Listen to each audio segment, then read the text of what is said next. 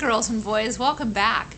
This is the week of March 8th through the 12th, and this is day 2. Let's review all the items you're going to need today, and then we'll get started. The first thing we're going to need is your name tag. And on the name tag, we always use a marker. So make sure you have both the name tag and the marker. We're studying letter Q. So make sure you have this one, and it's in a plastic sleeve. It's page 54. Also, we'll be working on a math worksheet, and it looks like this, page 83. And this worksheet, we're going to be going over the numbers 4, 5, and 6. And this is a great worksheet for us to be doing with Play-Doh. So make sure you have some Play-Doh today as well. I think that takes care of everything we need. So let's get started. First, our name. Now many of you have been practicing using no guide. Let's try that if you can. I think that would be a wonderful thing to at least try. See if you remember how to make your name on the back side. I think you'll love it. You'll love trying something new if you haven't tried it. And that's okay. If it doesn't look as perfect as the other side, we just do our best and we learn from little mistakes we make. That's what life's about. Show me your name when you're through. I would love to see it. Thank you for holding up your nameplate. Looks very nice. Now we're going to be using our Play-Doh and making the letter Q. While you get your supplies together, let me show you a few pictures. Q pictures. Yesterday we talked about a queen, and here's a nice picture of a queen. She has a crown on and she's waving her hand. She has a very elegant dress on, a little fancy dress. If someone is loud, you might hear them go, shh, quiet, quiet. Q, quiet. That's a Q word, just like queen. Say quiet, shh, quiet. This is something you may have seen before. It's called a question mark. It's like, I wonder, I think, I'm not certain, I have a question. This is a question mark. It might be at the end of a sentence. For example, if you ask a question, you might say, what is your name? Then there would be a question mark at the end because it's a question. How old are you? There's another question. There'll be a question mark at the end. How about what's your favorite food? That's a great question. Here's a question mark. We should be ready by now. Let's get our Play-Doh out and we're going to make the letter Q. This is uppercase Q and lowercase q. Q, Q. There's a big one and a little one. You would use an uppercase Q if it's someone's name or the first word of a sentence or a specific place, like Queens, New York. You would capitalize the Q, Queen, Queens, so it'd be a Q. Or a lowercase q, you would have maybe within the middle of a word or just a word that you have in the middle of a sentence. For example, I like to quilt. Quilt. That's a great Q word. Here we have a lowercase q. A quilt, if you say I like to quilt, that's when you put quilts together. You work with fabric, small pieces of fabric, and you make a nice blanket. Here we go. Let's roll some Play-Doh, make a long line.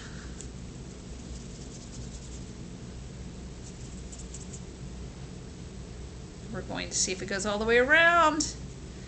Oh, I had to stretch mine out just a little bit. Here's an uppercase Q. Right now I just have the circle, and now we're going to put a little line across. I like to call it a little kickstand. It's like it's holding up the big zero. Or that's what it looks like. To me it looks like a zero or an O. There we have uppercase Q. Now let's make the lowercase q. Don't have to have as much Play-Doh for the smaller one. So we'll have a small piece of Play-Doh.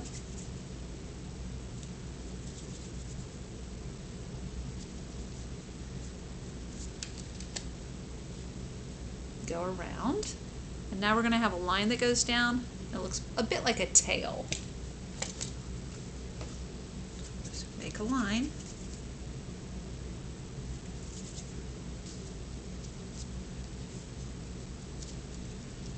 And there we have a lowercase q.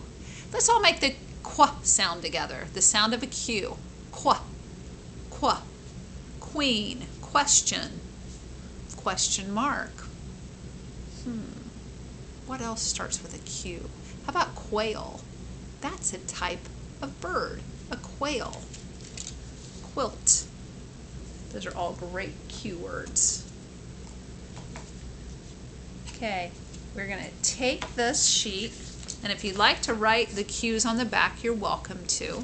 We just don't have time to do that today together. Now we have this sheet where we're going to circle the correct number. We'll count the objects and circle the number that matches. First thing we have here, it looks like they might be crayons right here. 1, 2, 3, 4, 5, 6, 7. 7 crayons. Which one is 7? This is a 4, 5, 6, 7. I know you make a 7 like this. Which one looks like what I just wrote? A 7. You're right, there's a 7. These look like nice calculators. Let's count calculators. 1, 2, 3, 4, 5, 6, 7, 8. 8 calculators. 5, 6, 7, 8. Let's go to the next batch here. 1, 2, 3, 4, 5, 6. Do you see the 6 down here? 3, 4, 5, 6.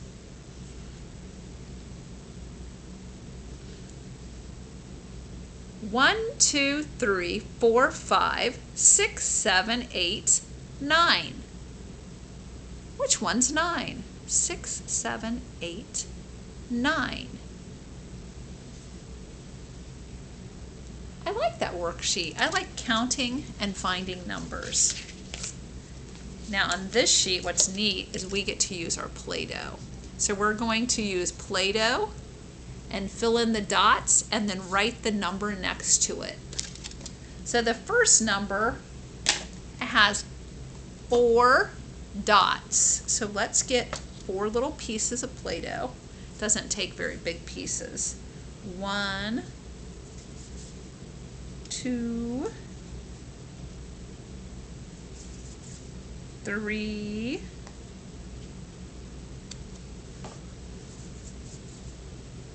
4. Here we have 4 dots. 1, 2, 3, 4. Now how do we write the number 4?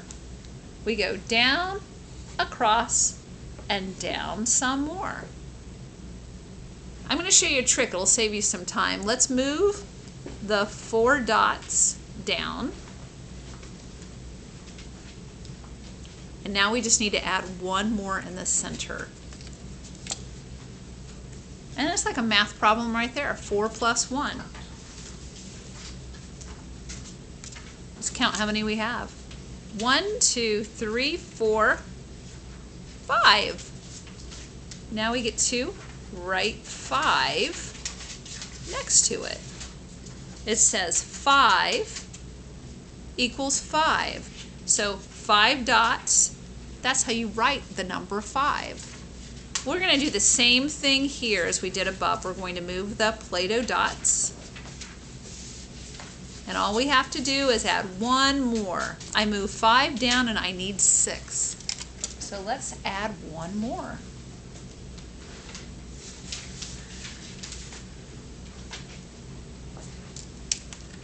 One, 2, 3, 4, 5, 6. Do you remember how to make a 6?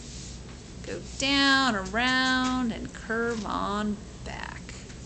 There's a 6. So we wrote 4, 5, and 6. Very nice. Now all the letters of the alphabet, we came to Q, and that is the dead last letter that we are studying because we had them out of order. Now in the future we're going to be going in order, but I would like us to count every letter in the alphabet. We did this yesterday when we got together too. So I'm going to stand up and use my pointer, and we're going to count all the way to what number? You got it, 26.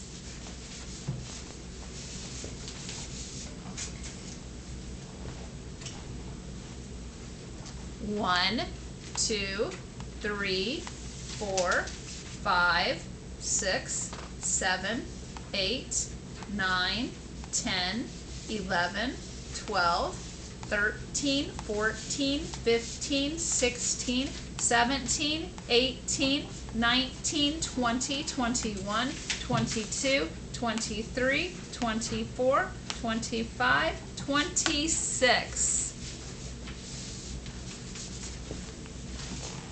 I could hear some really nice counting out there. Thanks for sticking with me. 26 letters in the alphabet. We made it. Congratulations. Now we've been talking about illustrators. This is one of my all-time favorite illustrators. His name is Carle.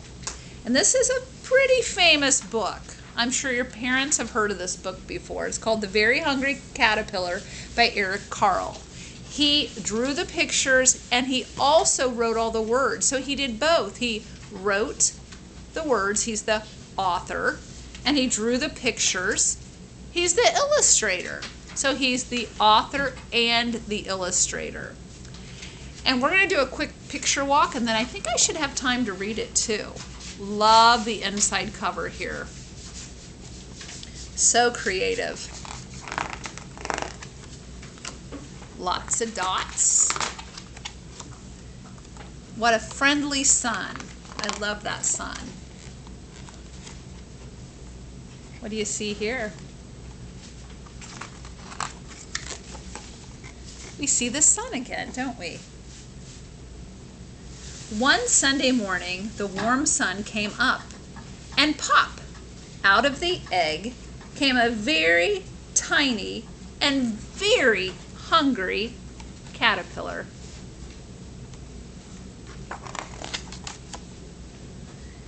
He started to look for some food. Look at the pictures here. They get larger and larger. It's an interesting book, isn't it? On Monday, he ate through one apple, but he was still hungry. Look, there's actually a hole in the page. On Tuesday, he ate through 2 pears, 1, 2, but he was still hungry. On Wednesday, he ate through 3 plums, but he was still hungry. 1, 2, 3. On Thursday, he ate through 4 strawberries. 1, 2, 3, 4. But he was still hungry. I'm seeing a pattern here. He doesn't seem to ever be full. On Friday, he ate through 5 oranges. 1, 2, 3, 4, 5. But he was still hungry. On Sunday, he ate through 1 piece of chocolate cake, 1 ice cream cone, 1 pickle, 1 slice of Swiss cheese, 1 slice of salami, 1 lollipop, 1 piece of cherry pie, 1 sausage, 1 cupcake, and 1 slice of watermelon.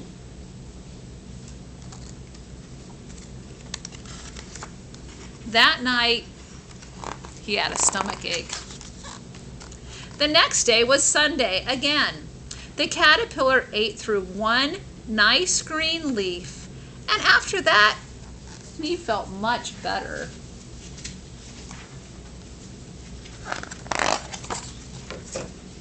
Now he wasn't hungry anymore, and he wasn't a little caterpillar anymore. He was a big, fat caterpillar. He built a small house called a cocoon around himself. He stayed inside for more than 2 weeks. Then he nibbled a hole in the cocoon, pushed his way out, and what do you think might happen?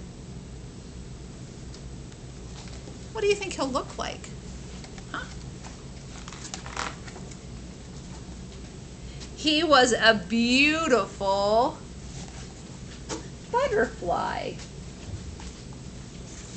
The caterpillar turned into a butterfly, celebrating 50 years. That's how old, it's actually older than 50 years. The Very Hungry Caterpillar is such a famous book. It has been around for a very, very long time. And I hope that you enjoyed this book. And please go to the link below to see what your homework video is. And if you enjoyed this Eric Carle book, feel free to go to YouTube and see other ones. There are lots of great Eric Carle books online for you to enjoy. Thanks, boys and girls. See you next time.